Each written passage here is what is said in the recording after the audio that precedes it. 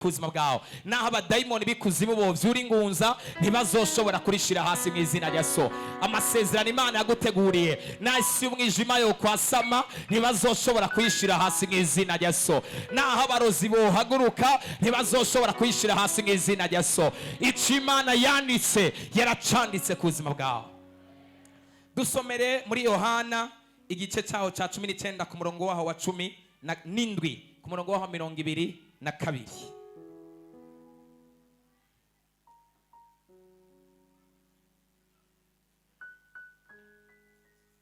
Mikrofone dusomere mu bangutsi.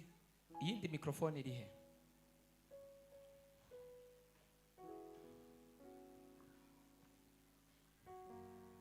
Yohana 19 ku murongo wa 17 ugeze kuri 21. dusome mu izina ry'umwami wacu Yesu Kristo. Amen.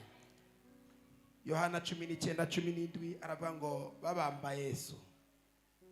Iko indanzi y'amajwi ivuga. Ihute. Dusome mu izina ry'umwami wacu Yesu Kristo.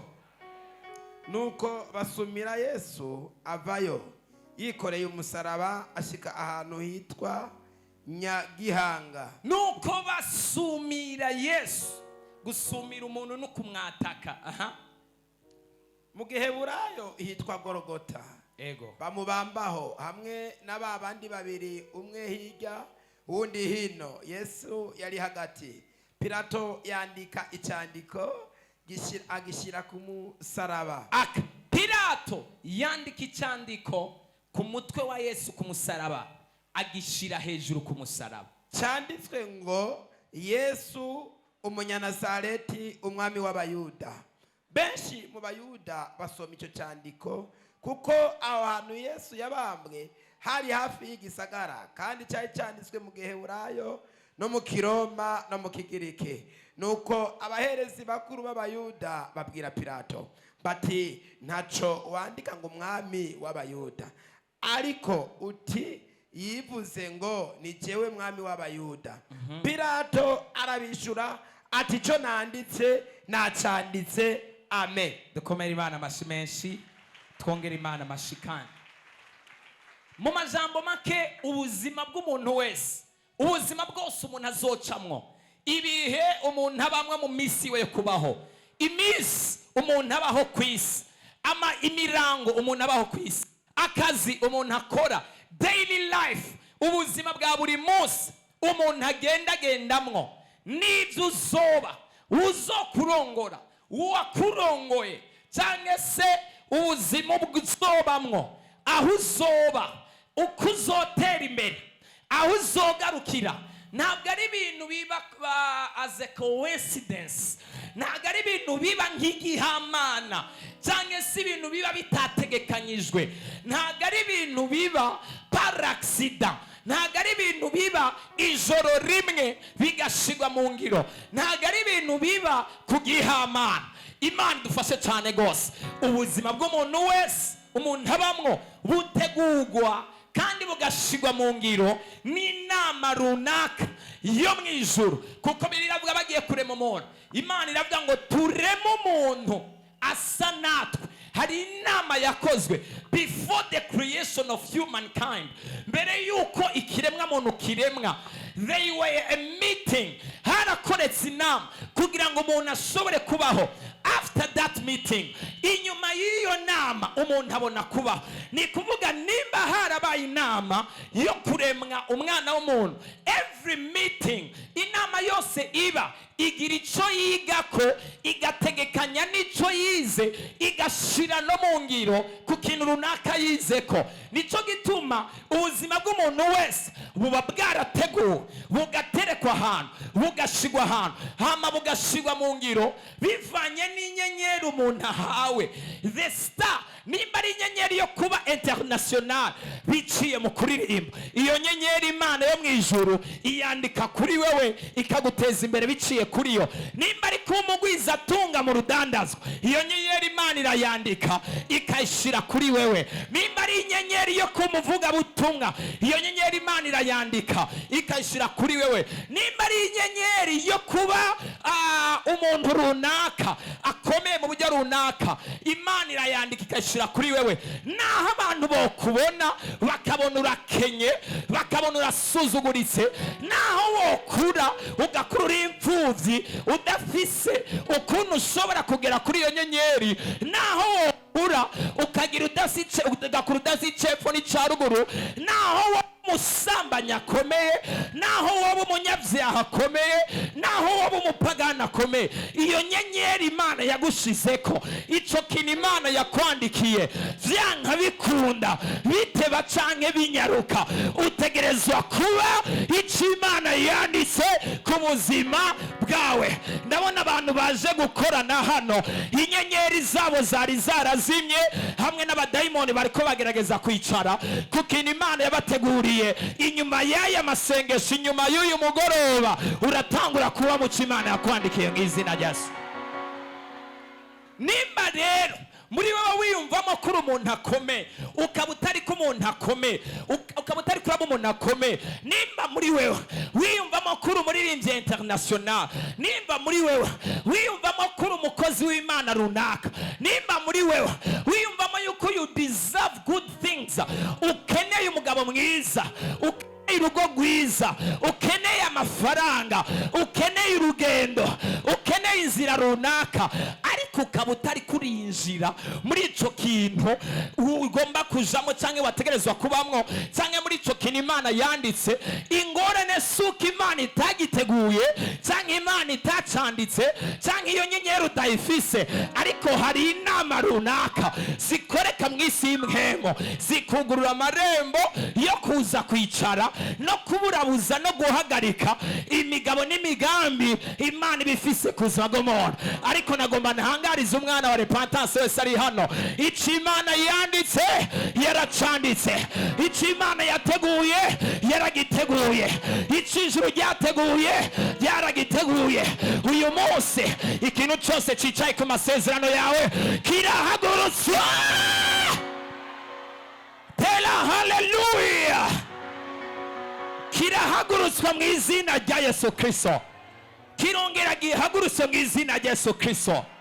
Yesu ntago yasa nk'umwami, ariko muri we yayiyumva ko ari umwami, kandi yarazi waba iyo bariko barava yuko ari umwami. I am a king. Agatangura kuvuga ni ndi umwami w'Abayuda. Abayuda bakavuga ni urasara mu mutwe, ntukomeye, urafise ikibazo. Umviriza ndakubarire, naho abantu batazokubonamo ikintu, ariko ukaba uriko uracibonamwo, bandanyanyirizaho nyene hari ico Imana yanditse ku buzima bwawe. Naho abantu batazokubonamo ubwiza bw'Imana, ariko kumva ataco wiyagiriza, bandanyaho nyene. Naho abantu batazokubonamo ingabire, ariko kumva ko hari ingabire Imana ishobora kuguha. N'abantu batazokubonamo ubutunzi, bakakwitwa amazina atandukanye, ariko kumva yuko wewe, narababwiye kuva kera, Imana yanje ndakunda abantu bagira iyerekwa ryo hejuru, ndakunda abantu bagendera mu bugombe bw'Imana hamwe n'umuco Imana yateguye ku buzima bwawe. Apana kurabira ubuzima bwawe ibihe burimwo ukatutangura kudefinisa definition y'ubuzima bwawe bwose ufatiye kuri situation urimwo. Naho uri mu bihe bigoye, hari inyenyeri yanditswe ku buzima bwawe. Naho uri mu bitoroshe, hari inyenyeri yashizwe ku buzima bwawe. Turabona umugabo yitwa Herode araraba umugabo yitwa Yesu. Herode yari umupagani, ntiyahishurirwa, ariko Yesu aravuga ngo ndi umwami w'Abayuda. Atafata gwandiko agwandika ku musaraba wa Yesu, aravuga ni umwami w'Abayuda. Ababibona bibatera ishari, ababibona ntibabinezerererwa, ababibona barababara, baratsitara, barakomereka, baravuga nijya ntituvyemera, uriya ntitumwemera. Ariko Yesu wewe akavuga ati uvyanka uvyemera sivyo nironderamwo, Data wa twese ari mw'ijuru arabishingira intahe, ijuru n'abamarayika barabishingira intahe, mwemu yera barabishingira intahe. Kandi nawe utari kuravyemera, ni umwanya w'igihe gusa, ni question y'igihe gusa, ni probleme y'igihe, biteba canke bitebuke. icyo Imana yanditse yaragize gute. Yesu natufashe cyane gose. The man was confident enough kumva yuko ibyo bamubare na Pilato aramubaje ngo hajya ngo ngura umwami w'abayuda mwana ntago ndinda kubisubiramwo wabivuze yuko ndo umwami w'abayuda. Hari rimwe na rimwe abantu bazoza bagucokora, abandi bagomba gushikuza, abandi bumva ibintu uvuga ngo hajya office amavuta. Hari ibibazo biri nonsense ntazanishura. Imana fashe cyane. Hari umuntu mushora guhura kumva ngo hajya nguri pastor ngo none ngo pastor ngo hajya kugira ibisi cyaha ndakuraba acha nihorera nta kintu kimwe ndakwishura. You don't have intention na gufisa ubugombe n'ubushake bwo kumenya ikintu uri kurambaza. Ejo bundi sinza hano ninjiye nimba ari kubera ko hari service bari ko baramfasha anyinjije ahantu hanyuma baca bashaka kunyiziza mu bintu bari ko baraharira ari batatunga bane bari ko baraharira ngo uyu ni pastor ngo tuzatumubona kuri TikTok ngo reka tumubaze ngo pastor ngo ibi nibi ntabona bari ko baratwenga. I don't have time to joke. I know my anointing. Amavuta yanje sayo gutakaza umwanya, amavuta yanje sayo gukora muri comedy, nagara yo gutweza nayo kubohora nayo kuruhura barushe. Namunari ano yotera. Hallelujah. You can't be anointed nagushobora kuba warasizwe hamutu ushaka kuba engaged muri comedy no gutwenza abantu no kugira ibiki ushatse gufatira ku ngabire zima. Ntukemerere umuntu kwa kujaniranya. Imana idufashe cyane gose. Narabaravye ndihorera barongera barambaza ndihorera babonye ataco mvuze baramaramara baca barahorama baca bamenya ivy'iwabo. Umuntu ni yagucokoza akagutwara uko ashatse nawe ukacugenda uko yarabishatse azoca gukoresha azoca kumenyera kandi azoca kugenderako. Narinze nsohoka ngaho nta n'ijambo na rimwe basubiye kumvugisha, nta n'ijambo na rimwe basubiye kumbaza. Yes, Herode aramubaza ati hajya wengura umwami w'abayuda. Hambwira ni wewe nyene urabivuze. Ntabyo nigeze mvuga ariko urabivuze. Hari abantu bari hano, hari abantu batababonamo ikintu ariko ijuru ribabonamo ikintu. Nawe utibonamo umugore mwiza, ijuru rikuravye rikubonamo umugore mwiza. Nawe utibonamo umuntu mwiza, ijuru rikuravye rikubonamo umuntu mwiza. Naho wicira imanza, ijuru rikuravye rigushingira intahe. Naho imiryango itakwemera ariko ijuru rirakwemera. Naho bamuvukana batakwemera, ijuru rirakwemera. Yesu natufashe cyane gose. Amaze gushavura Herode ikintu cyarantangaje ukuntu yiyumviriye kwandika umwami w'abayuda adahishurirwa aterekwa. Uviriza ndakubarire umugisha utibonamwo abadayimoni barawukubonamwo, inyenyeri utibonamwo abarozi barayikubonamwo, ahantu utibona abadayimoni barahakubona. Nico gituma bariko barakugerageza kugira ngo ntushike mu masezerano yawe. Ubutunzi buri imbere yawe utabona ikuzimu barabubona. Nico gituma bariko barashaka kudevia kugira ngo uhushe umugisha wawe. Uviriza ndakubarira kazoza utabona imbere yawe ikuzimu n'abadayimoni barahabona. Nico gituma bagutera orgueil bakaguteza ubwibone bwo kumva ko wageze kure kandi ukiri hafi kugira ngo aho kure ntibazoha kugeze. Nico gituma bagutera ivyaha kugira ngo bagutandukanye n'ubuntu bw'Imana. Nico gituma bagutera amageragezwa kugira ngo bagushire kure ubuntu bw'Imana. Ariko nagomba mbwira umuntu wese ari ngaha naho babikubonamwo bakaba bariko barakugwanya kugira ngo ntushobore kubishikamwo. Fisi itangazo, fisi itangazo, fisi itangazo, fisi itangazo, fisi itangazo. Ijuru ryambwiye mbwira abarepantance icyo Imana yanditse yaracanditse. Amasezerano yashizeho yarayashizeho. Naco bitwaye umuriro w'amagerageza uri kuracamwo, naco bitwaye umuriro w'ibibazo uri kuracamwo.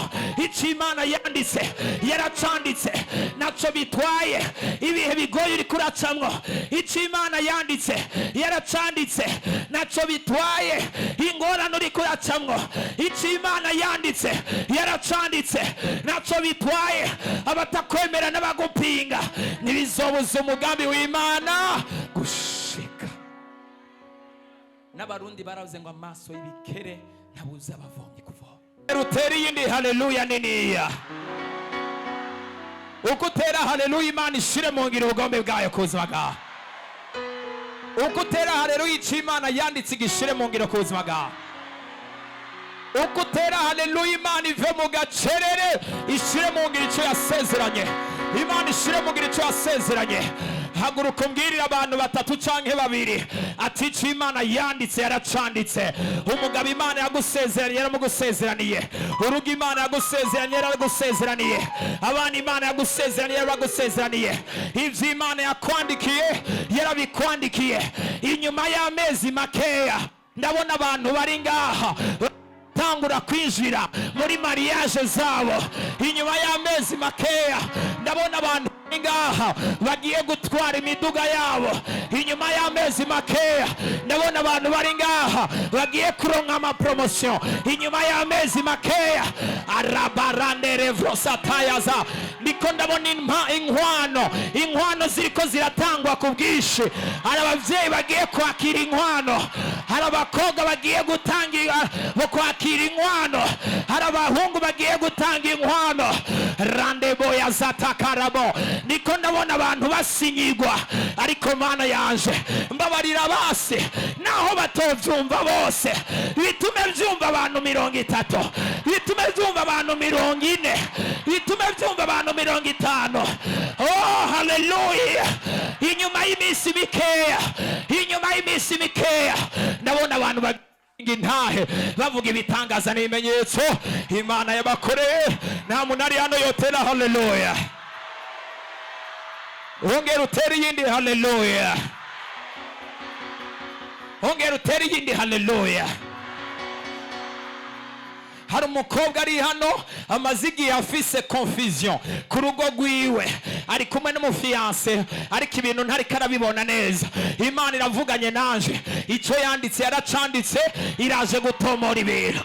Iraje abakobwa basivye, abakobwa uyu munsi nibaje gusenga. Abakobwa sinzi nta muntu ari hano yotera haleluya. Wicare gatoya, Imana ifashe cyane. Ezekiel aragwara araremba, aragwara araremba. Umuvugishwa n'Imana aza kumuhanurira urupfu. Aza kumbwira ni umuvugishwa n'Imana Yesaya, ramubwira ni itegure ugiye gupfa. Very soon vuba cyane ugiye gupfa. Hanyuma Ezekiel acaza ku mavi. Twaje gusenga hano mu bushobozi bw'Imana nkorera n'ubushobozi bw'Imana kino gicaniro. Amarembo n'imigabo n'imigambi byose by'abadayimoni byari byasabye abantu baje gusenga kuri uyu munsi. Ndasenga Imana ya kino gicaniro ihagarike kandi ivuguruze icyo yari yashizweho cy'abadayimoni, abapfumu, abarozi. Icyo bari bashizeho gihagarare. Ariko Imana yandika amasezerano mashasha.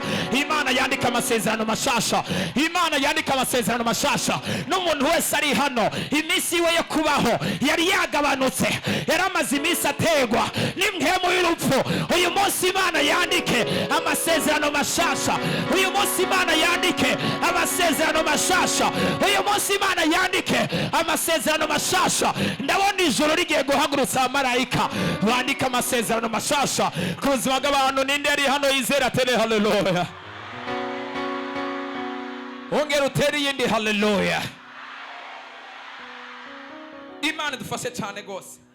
Baramubwira ni itegura iminsi yawe yo kugera gupfa yageze. Ariko umugabo aranka kuvyemera. Mpfa gute nkifise umwanya wo gukorera Imana?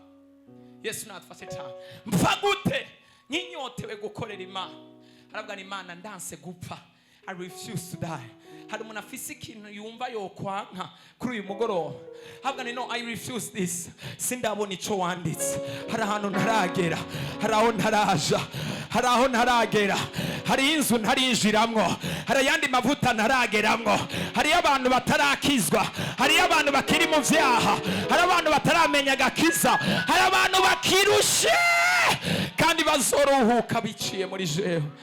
Aranka. Haravuga ni no. Haravuga ngo ya. Acagenda ku mavi. Inozeya Yesaya caragenda akiri hafi, Imana kiragarukira mubarira, nisubira inyuma, subira inyuma, subira inyuma.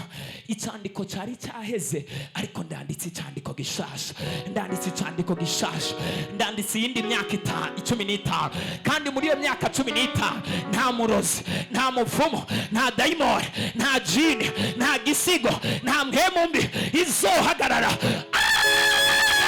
Wizibire uwo muhezagiro.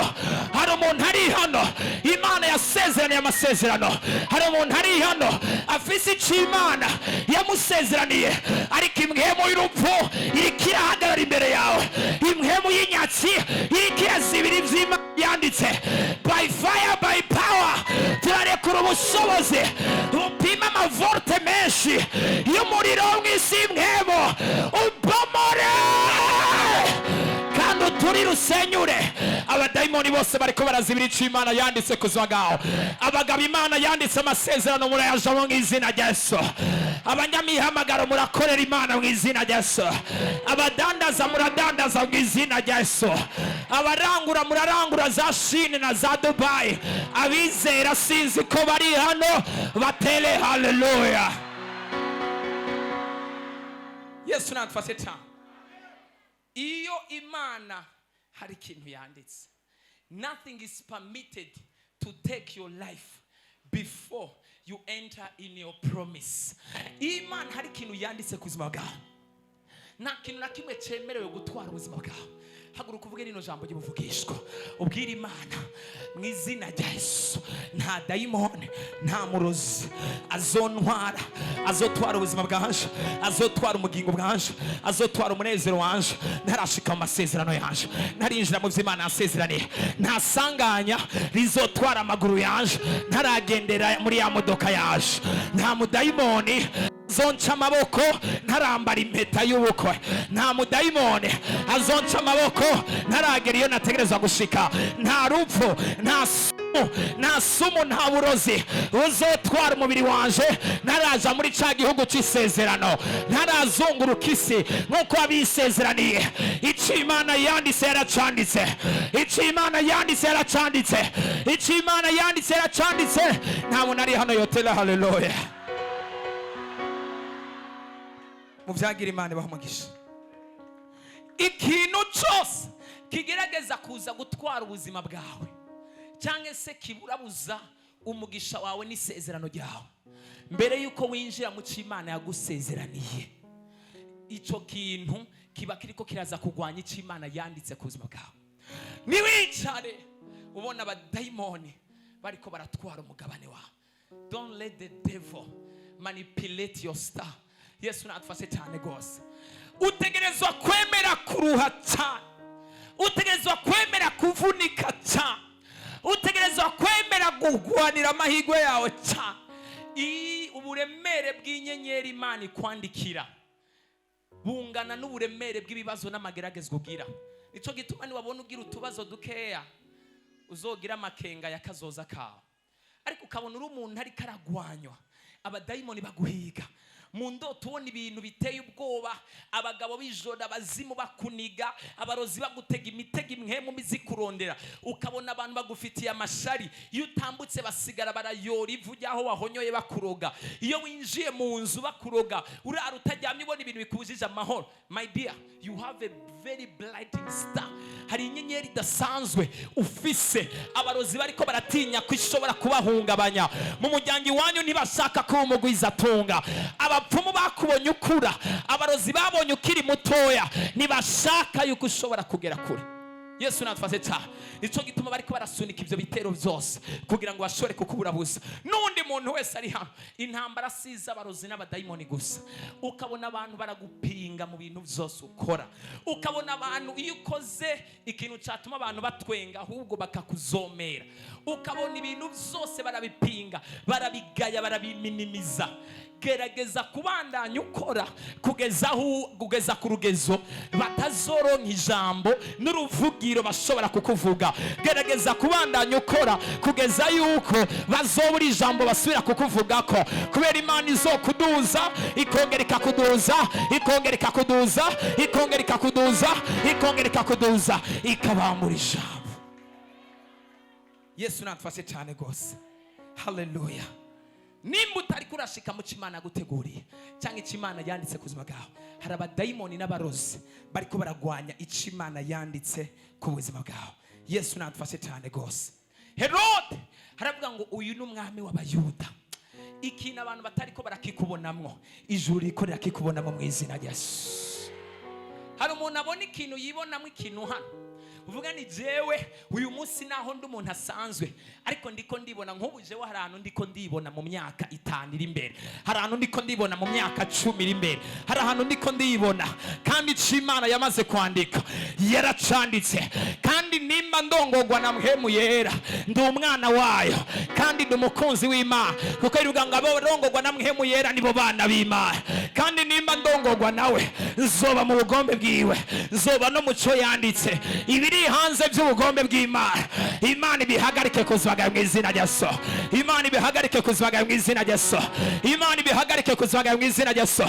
Imana ibihagarike kuzwaga mu izina rya Yesu. Imana ibihagarike kuzwaga mu izina.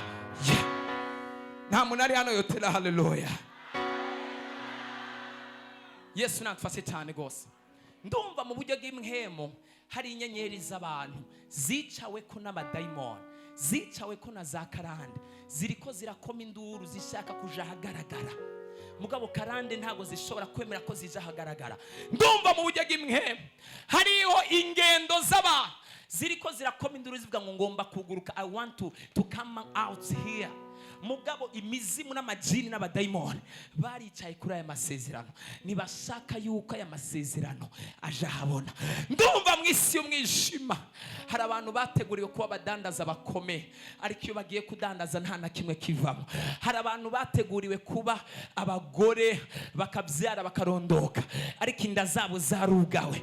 Hari abantu bateguriwe kuba abanyamavuta n'abanyamihamagaro, ariko imwemu zikuzimu zo mu mazi no mu kirere zaricaye ku ngabire zabo. Ndumva mu isi mwemu hari ibintu Imana igomba kuzitura muri kano kanya. Ndumva hari ibintu Imana igomba kuzitura muri kano kanya, ariko Imana ibiziture cyane, Imana ibiziture cyane, Imana ibyugurure cyane, Imana ibirekure cyane. Tera haleluya. Yesu natufashe cyane gose. Haleluya. Satani arazi neza icyo ushobora kuba mu minsi iri imbere, nico gituma akugwanya ku rugezo ruteye ubwoba, nico gituma ariko arakubuza gusenga, nico gituma ariko aragutera ingwara. Abarozi barazi icyo uzoba mu myaka iri imbere, nico gituma bariko barakugerageza. Ikuzimu barazi icyo uzoba mu myaka iri imbere, nico gituma bariko barakugerageza. Ariko uyu munsi twaje hano muri kano kanya, tugomba dusenga isengesho rishingure uburimbi, ripomora inama zo kuzimu. Ahantu hose wari warafashwe, sinzi ikintu cyari cyarakuzibiye, sinzi ikintu cyari cyarakugaranye, sinzi amasezerano yawe ahantu yari yarugaraniwe, ariko by fire, by power, ubushobozi bw'Imana muri kano kanya bugomba gushingura karimba. Urinjira mu masezerano yawe, urinjira mu masezerano yawe, urinjira mu masezerano yawe, urinjira mu masezerano yawe. Hari umuntu yizera kandi yumva ko agiye kwinjira mu masezerano yiwe, ari hano ngo atere haleluya. Ongera utere haleluya. Haguruka utere yindi haleluya. Tera haleluya ndende cyane. Ukutera haleluya isi y'umwijima inyeganga idawe irekura ibyawe mu izina rya Yesu. Yesu natufashe cyane gose. Abanyamibembe bari nyuma y'igisagara barasonza, baravugane, ariko nimba narandikiwe gupfa ndapfa, ariko kandi nimba narandikiwe kubaho ndabaho. Mbwira mugenzi wawe ari hano ariko aratinya kugerageza gukora akazi, kugerageza amahirwe, ariko aratinya ibikorwa runaka, reka ubwoba. Imana nimba yaranditse kuzobaho, nta dayimoni izogutwara, nta n'umurozi azogutwara, nta n'umupfumu azogutwara. Genda uko inkomezi zawe zingana, imbere yawe hari umugisha. Imana icyo yanditse kizogira gute? Kizoba, kandi nta mudayimoni azogihagarika. Yesu natufashe cyane. Ndibuka nza ngaha anye, ndakunda kubivuga cyane gose, nuko ntibutse gutanga amafoto hariya muri media ngo badushire amafoto ngaha uko hari hameze hano the place how it was here. Sinoneka kuvuga ko hasa nabi pe. Naho ari shengero twakorera hano twari twararetse kuhakora kubera ko n'ubundi twari twaraguze ikibanza hariya ku Mutakura. So when I entered here, mbere yuko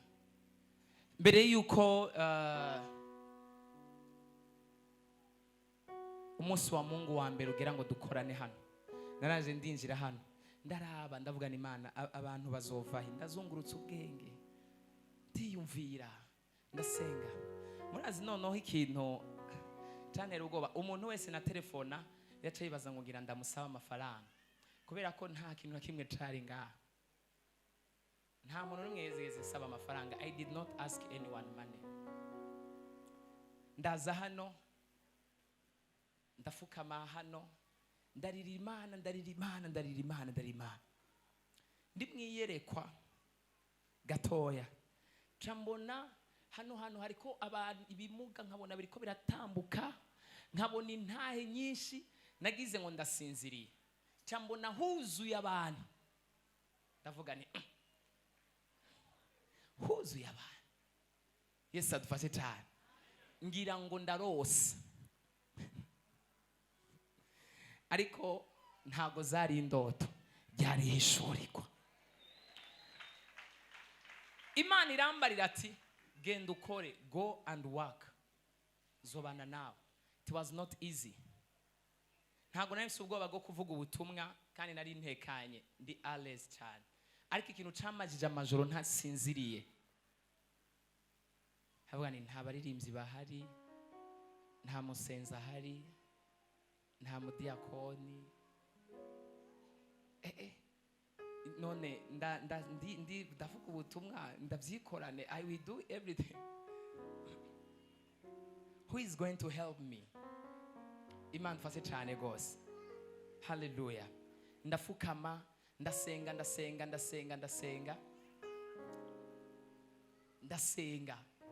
vuga ni Imana, ndahamagaye abantu. Ndibuka yuko umunsi umwe narafashe imodoka ndazunguruka mu gisagara hose, nyenda quartier yose ndayijamwo, vuga ni quartier ndahamagaye abantu bo ngaha mwese kwijana. Acanca no mu yindi iyi quartier ndahamagaye abantu bo ngaha mwese kwijana. Acanca no mu yindi quartier ngaha anye hari quartier nimwe yo mu gisagara itaserukiwe hano, naho nozidondagura hano ntitwobura quartier zose hano muri kino gisagara. Imana dufashe cyane, ndacanganyikirwa ndatumutwe ndara ntajyamye, ibyuma byose byari byahiye, nta bafure nimwe yari ihari, nari misaka mixer ko mwisezerano rya kera kakazimata nk'imbabura nk'amakara adafatwa, kakazima wona kacakacika kacakazima. Imana imaze kumpezagira nanje nacenda gahezagira uwundi, ishengero rindi rya repentance ahandi bagiye kugurura, tumaze kuronka iyindi mixer hari. Yesu natfase cyane gose. I was confused, ariko naho atamuntu numwe, ni kuvuga umuntu wese yarampunga. Imana umuntu wese yarampunga, n'abantu bakeya nibaza badashika no kwicumi canke badashika no kuri batandatu. Shobora kuba narabwi nuwo nabwira ngo azi yaza ukwigovzora avuga ni n'ubundi nta hantu ngiye reka ngende tu. Ariko uyu munsi ntahe zirahari, abagwaye barakira, ababoshwe barabohoka, abarushe bakaruhuka, ibimuga biratambuka, ingwara zose zirakira, ingumba zirabyara, ababoshwe igihe kirekire barabohoka, abasazi barasubirana ubwenge. Nta muntu ari hano yotera haleluya. Ngirira mugenza watici Imana yanditse yaracanditse, nawe utabona imbere, nawe utabona uko bizogenda, nawe utabona mu mwaka uri imbere, mu mezi ari imbere, mu minsi iri imbere, icyo Imana yanditse yaragize gute? Hariyo umuntu ashobora kuba ari ngaha nta kintu na kimwe abona imbere yiwe, atabona ikintu na kimwe, utabona ikintu na kimwe, ariko icyo Imana yanditse yaracanditse. Kandi Imana yambariye mu kanya tugomba dusenge icyo Imana yanditse. Umudayimoni wese yicaye ku cyo Imana yanditse ahaguruke wijire mu masezerano yawe, ahaguruke wicare ku cyo Imana yakwandikiye ko nk'izina. Yesu natufase cyane gose. haleluya. Hari abapasiteri benshi banciye intege kabisa, benshi ntashobora guharura. Benshi baranciye intege bakambwira ngo ivyo bintu wishizemo, ndabona ntago ari je navyishizemo bandugu yawe. Ariko murabona nk'umuntu akora, mumbona nk'umuntu akora nkaho ibintu nkora ari byo nishiramo. Mumbwire niko mumbona. That's how you see me. Barambwira ngo ivyo bintu wishizemo, abandi bakambwira. Hari wonde yambwiye ati ngo reka ndaguhanure, ngo ndaguhanure, ngira ndaguhanure nk'umupasiteri yagutanguriye. Ndavuga ni ego, ndumva impanuro. Cyambwira ne kugira umupasiteri mwiza, genda umwe igipara, ntushobora kugira amavuta udafise igihara. Ambwira ne kugira ugira amavuta nuko uzoba ufise igipara. Ndabona senje Samusoni nibihe Imana basetra. Ndavuga ni no se pastor amavuta ari mu mushatsi. Ntabwo namwishuye nk'umupasiteri yantanguriye, namubwiye ni murakoze ku mpanuro iyo izana amavuta, ariko navuga no se pastor ubu mba numva no muhamagara ni pastor, rega wa mushatsi ndacawufise, ngwino urabe intahe zirahari. Ariko wa mushatsi ararindira ko ndawukurako, arindira ko ndawukurako. Umwe wese yama impanuro yiwe, undi akambwira ngo uzoza urakora ibi, undi akambwira. Muri ibyo bambariye ndi hano guhoraho kuhoraho, mpagaze ku gicaniro, sinshobora kubesha. Nta numwe yambwiye ikintu na kimwe nigeze nkora kimwe kibaho. Abandi bakaca bandondera ngo ndi pasiteri wahana ngo nzoze ngo ndakwigisha ngo Imana ngo yarampaye amavuta ngo nzozana abantu ngo nzoza nkubita ukwezi kumwe ngo uzoraba ngo jewe. Avuga ni ubarikiwe mtumishi wa Mungu. Ambwira ni nzokubwira, akarindira ko ndamubwira kabura. Undi akambwira ni jewe ndahanura nteye ubwoba ngo banyita mupanga, ngo ubuhanuzi bwanje burakarishe ngo burakeba buhita bwinjira ubwo nye. Imana fashe cyane gose, haleluya. Ndamubwira ni urakoze nawe nzokubwira. Akarindira, hari umuhanuzi yitwa mupanga mwigeze mubona hano? Nta. Akarindira ko azoza akabura. Yesu natufashe cyane gose, haleluya. Imana fashe cyane gose, Imana dutabare cyane. Kuva muri imyaka 2 abavuga butumwa bashora kuba bahagaze bamaze guhagarara babashitsi ni 2 bonyene, mvuze atarabarundi ni 2 gusa mu myaka 2, 2 bonyene. Kandi nabonyene nuko ari inshuti za repentance zo kuva kera. Yesu atufashe cyane, nuko ari inshuti za repentance zo kuva kera. Ariko nta wundi numwe arigera hagara hano. Imana ya kino gicaniro turayizeye, Imana ya repentance turayizigi. Nagoma mbwira umuntu wese ari hano rero, iki Imana yanditse yaragize gute? Yaracanditse. Niwite kuba ariko baraguca intege. Abandi bakaza bakambwira ngo yo ngo genda ubwire ngo mwungere ngo yakurenganyije, ngo ibi bintu mubwire ko utazobishobora. Aho rero ari karampanura ari seriye. Ndamubwira ariko ni gute ushobora kunyumvira impuhwe jewe ntigiriye? Kugenda umubwire ngo yakurenganyije, ngo hajya ahantu ngo ni na hanini, ngo none ngo hariya kwe nguzoronka abantu bajaye, ngo basi yatuma kurondera ahantu hatowe. Ndavuga ni nimba igikorwa ari iki wanje nzobabure, ariko nimba igikorwa ari cya Kristo Yesu, abagwaye n'abarushe n'abaremerewe n'abariko baraja mu ijuru bazoza, kandi Imana yo mu ijuru izokora ibitangaza n'ibimenyetso. Mbwira mwezo ati cyo yanditse yaracanditse. Yesu atufashe cyane gose, haleluya. Imana dutabare cyane, Yesu atufashe cyane. Abandi bakambwira amajambo menshi cyane gose. Aha mumbona barankomerekeje cyane, barambwiye ibintu byinshi. N'umuntu atategerezwa kumbwira ibintu nkabona ari kambwira ibintu biri nonsense. Mugabo sindavyiteho, I didn't care. Kandi nta muntu numwe nigeze nja kuririra ndamubwira ni I'm going through this, ndiko ndaca muri ibi, ndiko ndaca muri ibi. No one ever. Uwo muriro nara wose ndawucamwo, ndawugendamwo, ndawucamwo. Yesu natufase cyane gose. Ariko uyu munsi ndabizi ko nabo boza gushinga intahe, kandi Imana yo mu ijuru umva nta kintu murabona hano muri repentance. nta kintu turabona. Ibitangaza ntibiraba, ibimenyetso ntibiraba, amahishurirwa ntaraza, ibintu ntibiraba. Handi Imana izohakorera ibitangaza kugeza aho abantu bose bumigwa, bambara agafukamunwa, babure n'icyo bavuga. Ndasenga Imana yo mu ijuru, muri ibyo bitangaza izoguhereko, muri ibyo bitangaza iguhereko, muri ibyo bitangaza iguhereko. Tera haleluya. Reka mvugere kuri bano banyamibembe hama turangize senge. Bano banyamibembe binjira mu gisagara bagenda bafise ibyizigiro yuko abasirikare baza kubica, ariko mu gihe bari bakiri mu nzira bavuga ni tugumye ino turishwe n'inzara, kandi no kuja mu gisagara nta munyamibembe yemerewe kuja mu gisagara, baratwica. Abanyamibembe baca basubira inyuma, baravuga ni kuguma ino ni no gupfa, inzara iratwishe kandi no mu gisagara tugiye gupfa, kama mbaya reka twigendere. Bavuga ni reka tugende. Kumbe bakiri mu nzira mvuga ngo bwira ngo Imana icyo yanditse yaracanditse. Naho hari ubwo bufise bwo kwinjira mu muhamagaro wawe, icyo Imana yanditse yaracanditse. Naho hari ubwo bufise bwo kwinjira mu masezerano yawe, icyo Imana yanditse yaracanditse.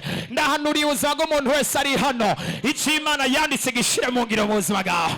Amasezerano Imana yanditse yashire mu ngiro mu buzima bwawe, icyo Imana yateguye gishire mu ngiro mu buzima bwawe mu izina.